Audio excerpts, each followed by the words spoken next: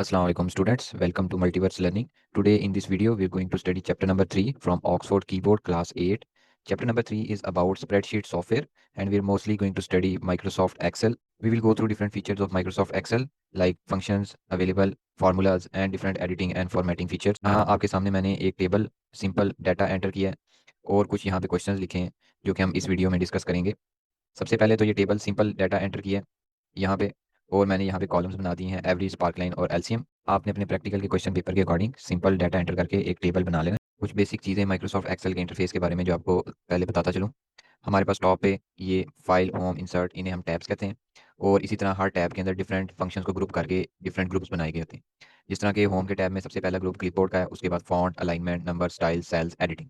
अगर आप अपनी बुक रीड करें और उसमें जो डिफरेंट स्टेप्स हैं एडिटिंग और फॉर्मेटिंग से रिलेटेड, तो उसमें वो इसी तरह पूरे प्रोसीजर को एक्सप्लेन कर रहा है कि कौन से टैब के अंदर कौन से ग्रुप में कौन सा फंक्शन आपने अप्लाई करना है। अपने टेबल की तरफ हम आते हैं। जो क्वेश्चन हमने यहाँ पे परफॉर्म करने हैं, आपके प्रैक्टिकल एग्जाम में इस तरह कुछ डिफरेंट क्वेश्चन आ सकते हैं।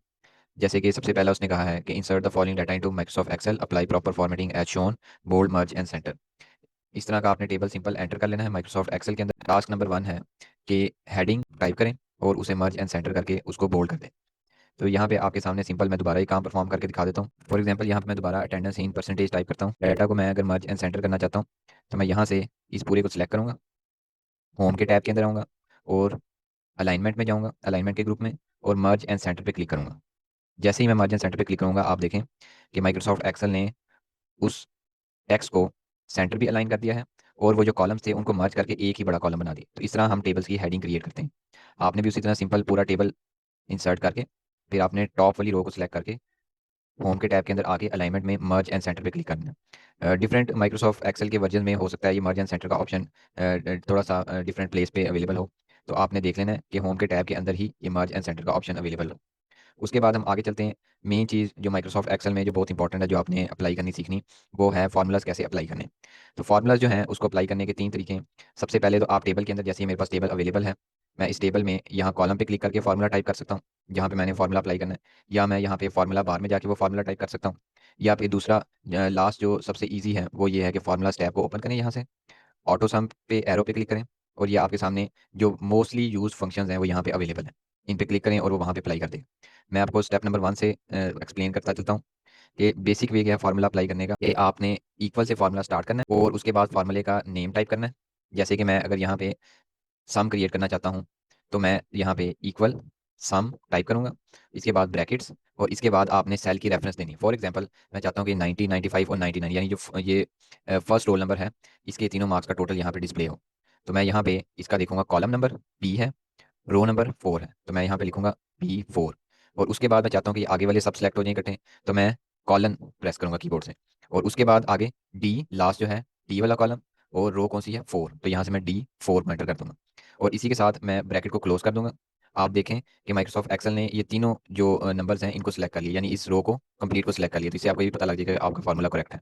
फिर मैं एंटर प्रेस करूंगा और आप देख सकते हैं कि यहाँ पे माइक्रोसॉफ्ट एक्सेल ने ऑटोमेटिकली इन तीनों को ऐड कर दी। तो जब हमारे पास बहुत लार्ज शीट्स होती हैं, कोई रिजल्ट कार्ड्स हैं, कोई रिपोर्ट्स हैं, तो हम इस तरह माइक्रोसॉफ्ट एक्सेल के बिल्ट इन फार्मूलाज को यूज़ करके अपना काम ईजी कर सकते हैं।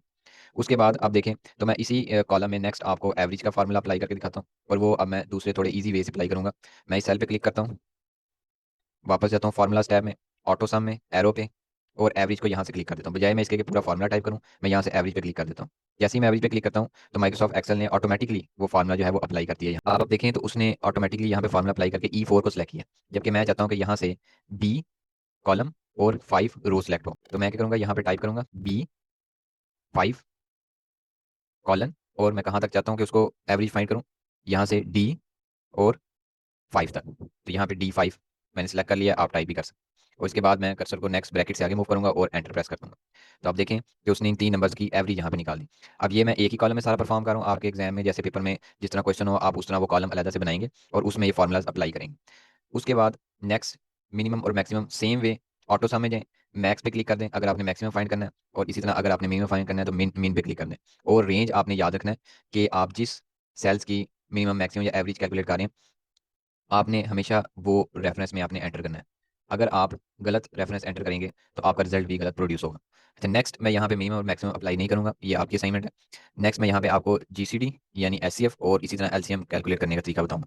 सेम वे है, मैं चाह रहा हूँ कि इन तीन नंबर्स का 76, 88 और 97 यहाँ पे इस सेल के अंदर यानी E6 के अंदर जीसीडी या एलसीएम आए, दोनों का सेम वे है। ओके स्टूडेंट्स, तो इस सेल में जीसीडी अप्लाई करने के लिए मैं इस सेल को क्लिक करता हूँ और अब आप जाएंगे फार्मूलाज की टैब के अंदर। अब आप ऑटो सम वाले फार्मूलाज में नहीं जाएंगे, बल्कि आप इधर से मैथ एंड ट्रिग्नोमेट्री को लोकेट करेंगे। इसकी लोकेशन थोड़ी सी डिफरेंट भी हो सकती है, लेकिन ये याद रखें कि ये फार्मूलाज टैब में ही होगा। यहाँ से मैथ और ट्रिग्नोमेट्री पे क्लिक करें, इंसर्ट फंक्शन पे क्लिक करें। यहाँ पे आप टाइप करेंगे जहाँ पे सर्च फॉर अ फंक्शन लिखा है, आप यहाँ से स्क्रॉल करके भी इसको लोकेट कर सकते हैं। इजी वे क्या है कि मैं यहाँ पे टाइप कर देता हूँ जीसीडी और गो पे क्लिक कर देता हूँ। आप देखें तो यहाँ पे उसने जीसीडी यानी मैथ में जो एचसीएफ फाइंड करते हैं, ग्रेटेस्ट कॉमन डिवाइजर, उसको लोकेट कर लिया। ओके पे क्लिक करें, आपके सामने एक और विंडो अपीयर होगी। अब वो कह रहा है कि यहाँ पे आप वो नंबर्स एंटर करें जिनका आप जीसीडी फाइंड करना चाहते हैं। तो मैं चाह रहा हूँ कि यहाँ से बी कॉलम और 6 रो, B6 में जो नंबर है यानी 76 वो सिलेक्ट हो, तो मैं यहाँ पे लिखूंगा B6। तो आप देखेंगे यहाँ पे उसने ऑटोमेटिकली 76 को सिलेक्ट कर लिया। उसके बाद नेक्स्ट नंबर जो भी है यानी C6 ये मैं एंटर करूंगा, C6। और इसी तरह अगर कोई उससे आगे नंबर है जैसे कि लास्ट पे D6 है, वो मैं एंटर कर दूंगा और ओके पे क्लिक करूंगा। तो आप देखें कि इन तीनों नंबर्स की यहाँ पे उसने जीसीडी कैलकुलेट करके डिस्प्ले। अब नेक्स्ट मैं क्या करूंगा, लास्ट जो हमारी रो है उसका एलसीएम फाइंड करूंगा, लेकिन उसके लिए मैं इजी वे यूज़ करूंगा, बजाय इसके कि उस फार्मूला टैब में जाके वो पूरा प्रोसीजर परफॉर्म करूँ। मैं यहाँ पे फार्मूला टाइप करूँ, अगर आपको फार्मूला टाइप करना आ जाए तो आपका काम बहुत आसान और जल्दी हो जाता है। यहाँ पे सेम वे इक्वल, और यहाँ पे आप टाइप करेंगे एलसीएम। स्मॉल और कैपिटल लेटर्स का कोई फर्क नहीं पड़ता, दोनों से ही वर्क कर देता है, ब्रैकेट। और अब आप रेंज इनपुट करें जैसे आपने सम और एवरेज में रेंज इनपुट की थी। अब लास्ट पे है जी B7 कॉलन और D7, आपके सामने उसने सेलेक्ट कर लिया। ब्रैकेट क्लोज करें और एंटर प्रेस कर दें, तो उसने इस लास्ट रो का यानी 50, 70 और 60 का एलसीएम कैलकुलेट करके यहाँ पे डिस्प्ले कर दी। ये तो स्टूडेंट्स हो गए जो फार्मूलाज आपने अप्लाई करने हैं माइक्रोसॉफ्ट एक्सेल के अंदर, ये आपको अप्लाई करने आने चाहिए। यानी sum, average, minimum, maximum, LCM, GCD, ये सब फार्मूलाज आपको अप्लाई करने आने चाहिए। सिंपल वे है, अगर आपको टाइप करने आते हैं तो बहुत ईजी है, नहीं तो आप फार्मूलाज के टैब में ऑटो सम से भी अप्लाई कर सकते हैं कुछ फार्मूलाज, और कुछ फार्मूलाज जो है जीसीडी और एलसीएम वो मैथ एंड ट्रिग्नोमेट्री में अवेलेबल है। उसके बाद नेक्स्ट मैंने यहाँ पे जो कॉलम बनाया है, यहाँ पे मैं आपको स्पार्क लाइंस अप्लाई करके दिखाऊंगा। Spark lines basically miniature charts होते हैं। आप इस पूरे टेबल का एक बिग चार्ट भी बना सकते हैं कंप्लीट, या आप इस रो का, ये जो सी रो है इसके अलग अलग चार्ट्स यहाँ पे स्मॉल डिस्प्ले कर सकते हैं इस सेल के अंदर। तो मैं चाहता हूँ कि इस रो का एक स्मॉल चार्ट यहाँ पे इस सेल के अंदर डिस्प्ले हो। तो मैं यहाँ से पहले तो स्पार्क लाइंस कहाँ पे अवेलेबल है, इंसर्ट के टैब के अंदर। ये माइक्रोसॉफ्ट के डिफरेंट वर्जन में सेम होगा अवेलेबल, ये इंसर्ट के टैब में ही होगा। उसके बाद आपने जाना है चार्ट्स के ग्रुप से आगे स्पार्क लाइंस में, ये आपके पास स्पार्क लाइंस का ग्रुप अवेलेबल है इंसर्ट के टैब के अंदर। कॉलम और लाइन ये दो आपको अप्लाई करने आने चाहिए। तो हम कॉलम वाला पहले अप्लाई करके देख लेते हैं, इस पर क्लिक करते हैं। वो पूछ रहा है कि डाटा की रेंज क्या है, या तो आप पहले ही सिलेक्ट कर ले, मैं ये 3 सेल्स पहले ही सिलेक्ट कर लेता हूँ। उसके बाद मैं जाता हूँ इंसर्ट पे, और इंसर्ट पे स्पार्क लाइंस और कॉलम पे क्लिक करता हूँ। यहाँ पे आप देखें उसने पहले ही उसका रेफरेंस जो है वो इनपुट कर लिया। उसके बाद मैं लोकेशन रेंज में वो सेल एंटर करूंगा जहाँ पे मैं चाहता हूँ कि स्पार्क लाइन डिस्प्ले हो। जैसे फॉर एग्जांपल मैं चाहता हूँ कि F कॉलम और 4 यानी F4 इस वाले सेल में स्पार्क लाइन जो है वो डिस्प्ले हो, तो मैं यहाँ पे टाइप करूंगा F4 और ओके प्रेस करूँगा। स्मॉल कैपिटल से कोई फर्क नहीं पड़ता, अगेन ओके कर दें। और यहाँ पे आप देखें तो एक स्मॉल ये बार चार्ट टाइप एक ग्राफ आ गया हमारे सामने। अब इसी तरह मैं इस नीचे वाले सेल पे क्लिक करता हूँ, नीचे वाला रो सेलेक्ट करता हूँ, इंसर्ट पे जाता हूँ, स्पार्क लाइंस। अब लाइन वाली भी अप्लाई करके देख लेते हैं। यहाँ पे डाटा पहले ही उसने सेलेक्ट कर ली, ये याद रखना है आपने, ये बोलना नहीं है कि पहले आपने रो को सिलेक्ट करना है फिर आपने स्पार्क लाइंस अप्लाई करनी। अगर आप खाली स्पार्क लाइन में जाके उसको क्लिक करेंगे या तो वहाँ से डिसेबल होगी या वो अप्लाई नहीं होगी। अब आप देखें कि B5 से लेकर D5 तक सिलेक्टेड है पहले ही डाटा रेंज, तो मैं लोकेशन में जाके अगेन F, और इस दफ़ा जो है रो मेरी वो 5 होगी, F5 एंटर कर देता हूँ और ओके पे क्लिक किया। और यहाँ पे आप देखें तो ये एक स्मॉल लाइन चार्ट उसने बना दिया इस सेल के अंदर।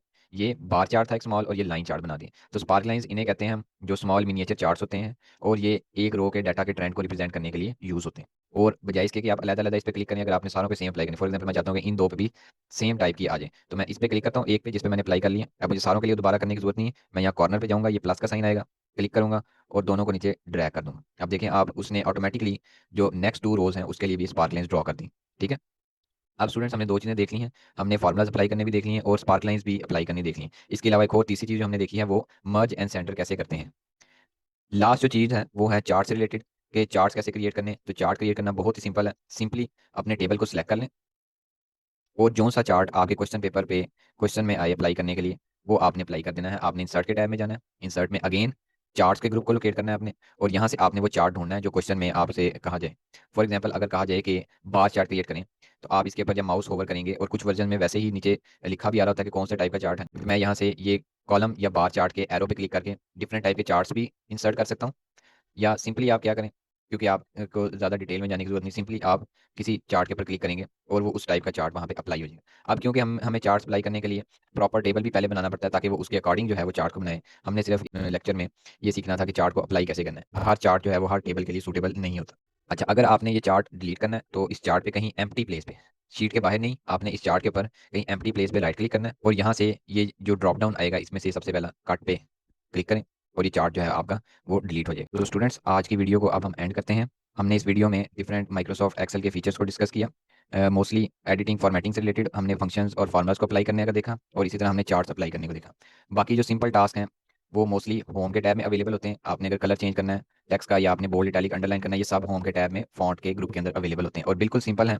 आपने टेक्स्ट को सिलेक्ट करना है, जिस टेक्स्ट पे आपने वो अप्लाई करना है, और आपने वो फंक्शन पे जाके क्लिक कर देना है, तो वो जो फंक्शन है वो अप्लाई हो जाएगा। तो इस वीडियो का हम एंड करते हैं। Don't forget to like and subscribe Multiverse Learning. Thank you.